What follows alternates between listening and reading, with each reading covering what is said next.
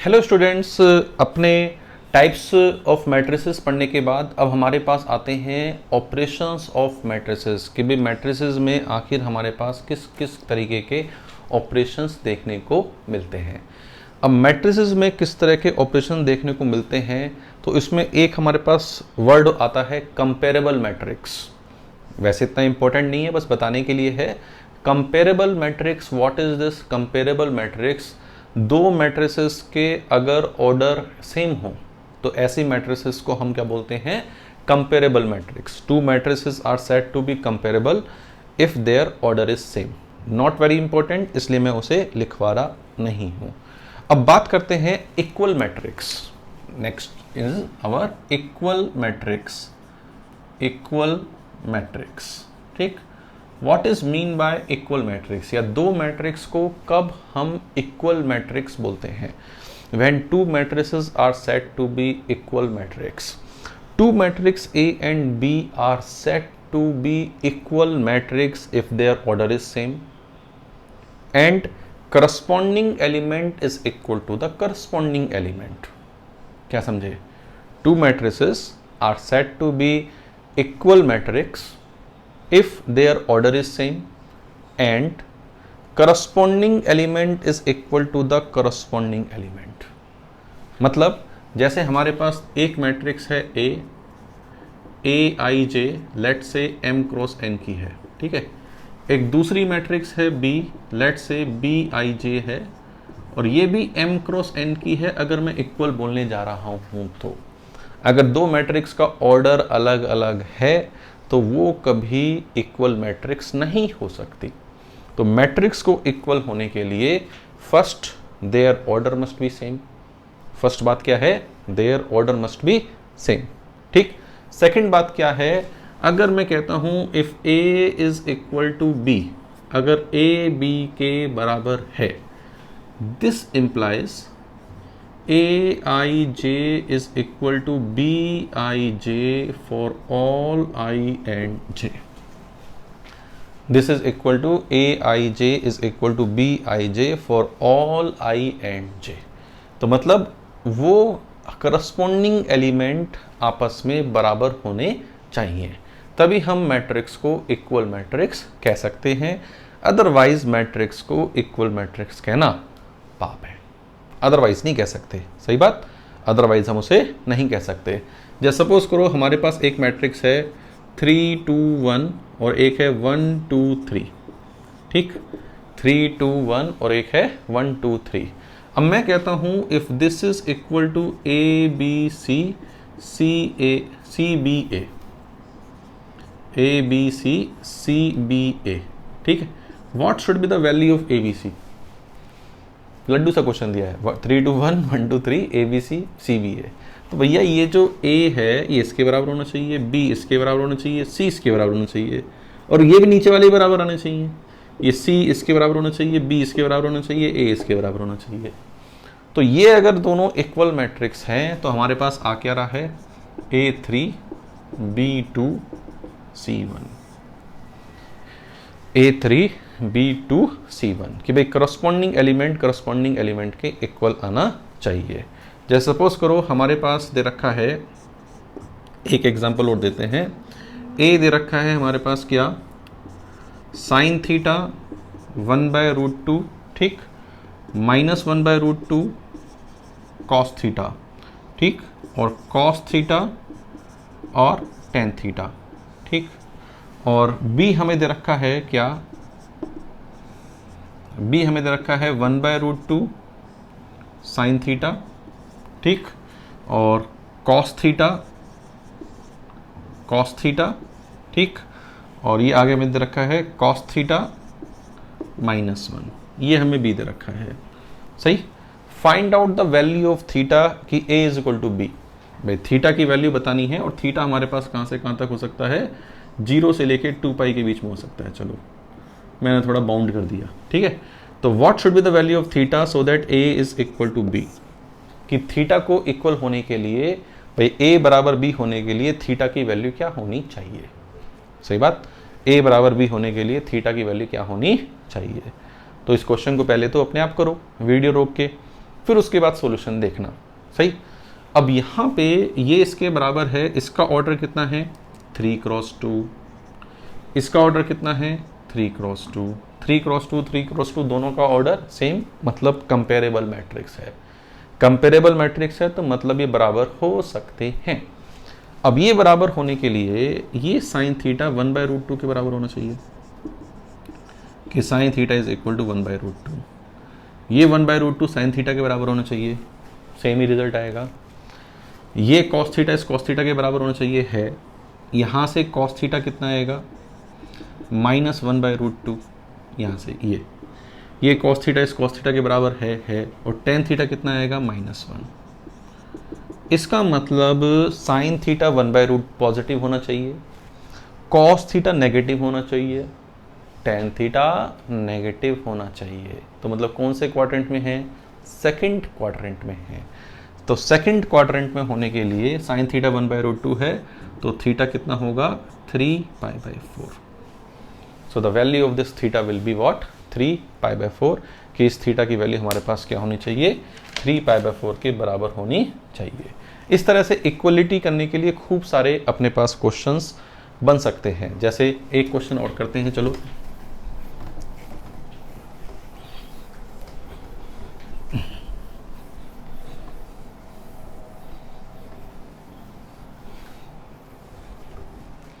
जैसे एक क्वेश्चन हमें दे रखा है कि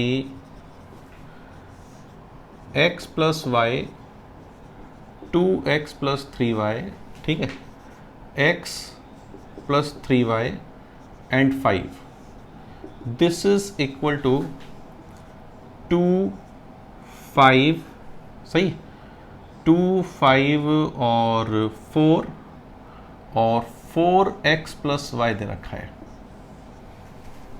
ठीक है। Find value of x and y so that this equality will hold, मतलब दिस इज ट्रू स्टेटमेंट। अब x और y की वैल्यू बतानी है कि ये सही हो, सही बात, या फिर इस इक्वेशन का सॉल्यूशन बताना है, ये भी कुछ भी पूछ सकते हैं, ठीक है। अब देखो इसके लिए x + y 2 के बराबर होना चाहिए, x + y = 2, ये 2x + 3y 5 के बराबर होना चाहिए, ठीक बात। x + 3y 4 के बराबर होना चाहिए और 4x + y 5 के बराबर होना चाहिए। अब देखो अननोन तो है 2, इक्वेशन बन गई 4, तो किन्हीं भी दो को पकड़ के सॉल्व कर लो और वो जो सॉल्यूशन आ रहा है वो बाकी दोनों को सेटिस्फाई करना चाहिए। अगर उसने बाकी दोनों को सेटिस्फाई करा तो सही है, नहीं करा तो कोई x y की वैल्यू नहीं होगी। अब देखो इसमें इसको घटा दिया, 2y कितना आ गया 2, तो y कितना आ गया 1, y 1 है तो x कितना आ गया 1, 1 + 1 2 सही है जी, 1 + 3 4 सही है जी, 2 + 3 5 सही है जी, 4 + 1 5 सही है जी। तो what is the value of x and y, x 1 y 1, the value of x and y is what 1। तो बच्चों ये तो हमारे पास था मैट्रिसेस का पहला ऑपरेशन, क्या, इक्वलिटी, कि भैया दो मैट्रिसेस को हमें इक्वल करना है तो कैसे करना है। थी ना बच्चों वाली बात। आपको अगर मैं नहीं भी पढ़ाता ना तब भी आप अपने आप कर लेते, ऑटोमेटिकली दिमाग काम करता कि अच्छा ये इसके बराबर कर दो, ये इसके बराबर कर दो, ये ऐसी चीज़ है। तो ये क्या था हमारे पास इक्वलिटी। इक्वलिटी के बाद क्या आता है ऑपरेशन में, मल्टीप्लिकेशन बाय स्केलर। क्या आता है, multiplication bye scalar. Multiplication bye scalar, कि मल्टीप्लिकेशन बाय स्केलर क्या है। मान लो हमें कोई मैट्रिक्स दे रखी है और उस मैट्रिक्स को मैं किसी स्केलर से मल्टीप्लाई कर रहा हूँ, उस मैट्रिक्स को मैं किसी स्केलर से मल्टीप्लाई कर रहा हूँ। जैसे मान लो एक मैट्रिक्स दे रखी है Aij फॉर m × n की मैट्रिक्स हमें दे रखी है, ठीक है। अब मैं इस मैट्रिक्स को किसी स्केलर से मल्टीप्लाई करना चाहता हूँ, सही है। मान लो मैं लैम्डा से मल्टीप्लाई करना चाहता हूँ, what should B lambda a। तो भैया देसी भाषा में बात करें तो देसी भाषा में तो ये है कि मैट्रिक्स के ईच एलिमेंट को लैम्डा से मल्टीप्लाई कर दो, मैट्रिक्स के each element get multiplied by lambda, कि भाई हर एक एलिमेंट बच्चों लैम्डा से अपना मल्टीप्लाई हो जाएगा। ठीक, तो लैम्डा ए, जैसे मैं अगर इसे मैथमेटिकल लैंग्वेज हूँ, B I J M N है, एम क्रॉस एन, तो बी आई जे हमारे पास क्या होगा, lambda times A I J for all I and J. ये मैथमेटिकल लैंग्वेज है अपने पास। देसी भाषा बढ़िया है ना, कि हर एक से मल्टीप्लाई होना चाहिए क्या, लैम्डा। जैसे सपोज करो एक मैट्रिक्स है a b c x y z, a b c x y z, तो व्हाट इज 3a, कि 3a हमारे पास क्या है, 3a 3b 3c 3x 3y 3z। Laddu 3a 3b 3c 3x 3y 3z। मान लो हमारे पास एक दूसरा एग्जांपल और, एक मैट्रिक्स ए दे रखी है हमारे पास 3 -1 4 2 1 6, ये हमारे पास कोई मैट्रिक्स दे रखी है। कोई पूछे व्हाट इज 2a, कि भाई 2a क्या होगा, तो 2a क्या होगा, 2 से मल्टीप्लाई कर दो, 6 - 2 8 4 2 12, सही बात। कोई पूछे व्हाट इज -a, कि -a क्या होगा, -a का मतलब क्या है, हम किससे मल्टीप्लाई कर रहे हैं, -1 से। -1 से मल्टीप्लाई कर रहे हैं तो क्या बनेगा हमारे पास, -3 1 -4 -2 -1 -6, तो ये बनेगा हमारे पास क्या, -a। तो मल्टीप्लिकेशन विद स्केलर में क्या है कि भैया हम इसमें लैम्डा जो स्केलर है उस स्केलर से हर एक को मल्टीप्लाई कर देते हैं। ठीक है, तो ये हमारे पास क्या था, multiplication bye scalar. Multiplication bye scalar के बाद हमारे पास आता है क्या, एडिशन ऑफ टू मैट्रिसेस। लिखते हैं addition of two matrices, addition of matrices. हमारे पास क्या है अगला ऑपरेशन, एडिशन ऑफ मैट्रिसेस। अब एडिशन ऑफ मैट्रिसेस सिर्फ और सिर्फ कंपेरेबल मैट्रिसेस का होता है, मतलब जिन मैट्रिक्स का ऑर्डर सेम होता है हम सिर्फ उन्हीं को ही ऐड कर सकते हैं। अगर दो अलग अलग ऑर्डर की मैट्रिक्स को हमने ऐड करके लिख दिया तो दैट इज नथिंग, मीनिंगलेस, उसका कोई मतलब नहीं है, उसका कोई सिग्निफिकेंट आंसर हमारे पास नहीं आएगा। तो हमारे पास मैट्रिक्स को ऐड करना है तो मैट्रिक्स हमारे पास क्या होनी चाहिए, दोनों कंपेरेबल मैट्रिक्स होनी चाहिए। कैसी मैट्रिक्स होनी चाहिए, दोनों कंपेरेबल मैट्रिक्स ही हमारे पास होनी चाहिए। अब कंपेरेबल मैट्रिक्स ही हमारे पास होनी चाहिए, जैसे सपोज करो एक मैट्रिक्स है ए, एक मैट्रिक्स है बी, तो C बराबर a प्लस बी लिखा हुआ है कि हमें a प्लस बी निकालना है, इन दोनों मैट्रिक्स का एडिशन करना है। तो अगर इसका ऑर्डर m क्रॉस n है, इसका ऑर्डर भी m क्रॉस n होना चाहिए, तो जो फाइनल आएगा उसका ऑर्डर भी m क्रॉस n ही होगा। पहली बात तो ये हो गई कि भाई जो सेम ऑर्डर की मैट्रिक्स हैं हम उनका ही एडिशन कर सकते हैं, किसी एरी गैरी का नहीं कर सकते कि भैया ये उठा लिया वो उठा लिया सब एडिशन कर दिया, नहीं। एडिशन होने के लिए मैट्रिक्स कैसी होनी चाहिए, कंपेरेबल होनी चाहिए, सही बात। अब यहाँ पे कंपेरेबल मैट्रिक्स के बाद जैसे सपोज करो ये है ए आई जे, ये है बी आई जे, तो सी आई जे क्या होगा, सी आई जे बराबर ए I J plus B I जे, मतलब हर एक एलिमेंट करस्पॉन्डिंग, हर एक एलिमेंट करस्पॉन्डिंग एलिमेंट ऐड कर दो बस।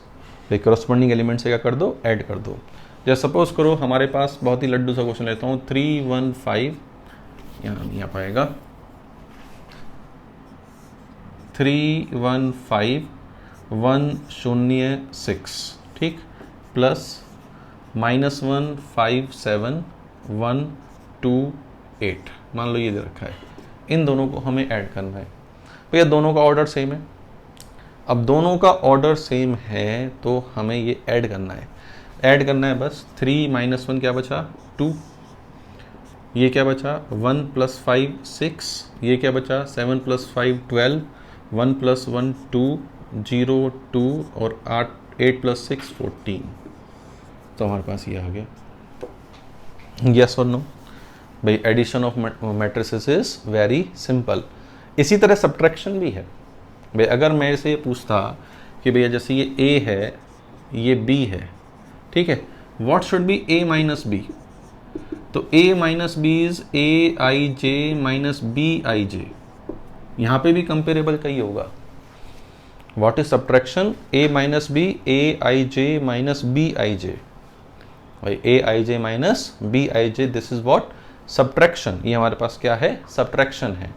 अब AIJ minus BIJ corresponding element में से ये करस्पॉन्डिंग घटा दो। अब करस्पॉन्डिंग में से करस्पॉन्डिंग घटा दिया जाए तो यहाँ पे इस वाले के लिए ये तो था A प्लस बी।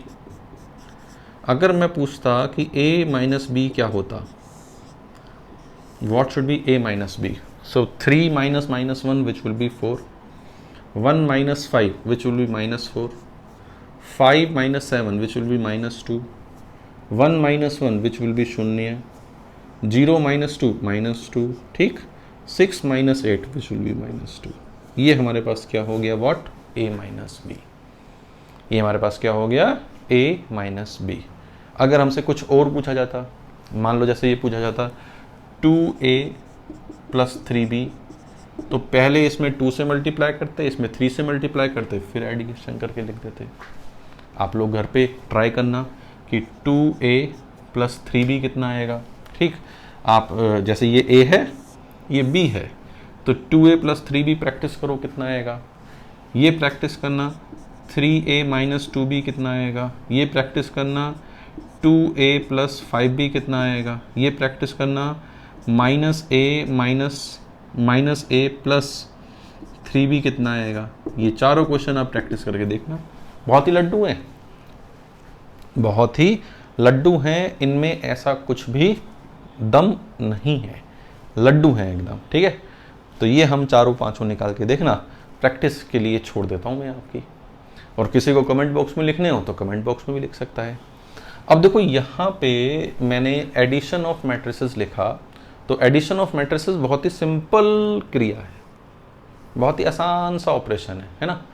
अब ये जो आसान सा ऑपरेशन है, इस आसान से ऑपरेशन की कुछ आसान सी प्रॉपर्टी है, आसान से ऑपरेशन की कुछ आसान सी हमारे पास प्रॉपर्टी है कि भाई आसान सी प्रॉपर्टी हमारे पास क्या क्या होंगी। What are the properties of this addition? Number 1, addition की आसान सी प्रॉपर्टी हमारे पास क्या है? पहली बात, कम्यूटेटिव, A प्लस बी बराबर B प्लस A। मतलब मैट्रिक्स जो है, matrix addition is commutative addition कि भाई A प्लस बी करो या B प्लस A करो, उससे हमारी सेहत पे कोई फर्क नहीं पड़ता। दूसरी बात, associative, A plus B plus C करो या A plus B plus C करो, उससे भी आंसर सेम आता है, ठीक है। तीसरी बात, जीरो को हम एडिटिव इनवर्स बोलते हैं। Zero is additive identity. भाई null matrix, null is additive identity. Additive identity का मतलब क्या है? ठीक, जैसे अगर दो मैट्रिक्स हैं A और B, और A प्लस बी अगर नल मैट्रिक्स के बराबर है, A प्लस बी अगर नल मैट्रिक्स के बराबर है, तो A और B को हम एडिटिव इनवर्स कहते हैं। A and B are additive inverse of each other, additive inverse of each other. भाई जीरो नल मैट्रिक्स क्या है हमारे पास? एडिटिव आइडेंटिटी है। और A प्लस बी, भाई A मैट्रिक्स और B मैट्रिक्स, इनका अगर एडिशन जीरो है, नल मैट्रिक्स के बराबर है, तो A और B को हम क्या बोलते हैं? एडिटिव इनवर्स बोलते हैं कि this matrix will be additive inverse of each other. ठीक बात। तो this is our property number 3। Property number 4 हम ये बोल सकते हैं, lambda times A plus B is equal to lambda A plus lambda B. Lambda times A plus B is equal to lambda A plus lambda B. ये बोल सकते हैं कि भाई स्केलर से मल्टीप्लाई कर रहे हैं तो lambda times A plus B is equal to lambda A plus lambda B. तो ये बहुत ही बच्चों वाली प्रॉपर्टी हैं भाई, these are very basic properties, मतलब बहुत ही टुच्ची मुच्ची सी प्रॉपर्टीज़ हैं। और एडिशन मैट्रिक्स में इतना दमदार, मतलब इतना भारी नहीं है, बहुत ही आसान है। तो एडिशन और इक्वलिटी या मल्टीप्लिकेशन बाय स्केलर, ये 3 ऑपरेशन हमने इस वीडियो में सीख लिए हैं। आपसे भरपूर प्यार की उम्मीद है। आप इस वीडियो को लाइक करेंगे, शेयर करेंगे, अपने फ्रेंड्स में जितना आप डिस्ट्रीब्यूट कर सकते हैं उतना डिस्ट्रीब्यूट करेंगे, ठीक है। जिससे हम जो ये फ्री एजुकेशन की हम बात कर रहे हैं कि सबको फ्री में पढ़ाऊँ मैं, वो जितने भी ज़रूरतमंद बच्चे हैं सब तक मेरी बातें पहुँचे, ठीक है। तो आप इसको जितना शेयर कर सकते हैं उतना शेयर करें। और डिस्क्रिप्शन में एक टेलीग्राम चैनल का लिंक है, उसको ज्वाइन करके आप अपने डाउट हमसे पूछ सकते हैं। Thank you very much.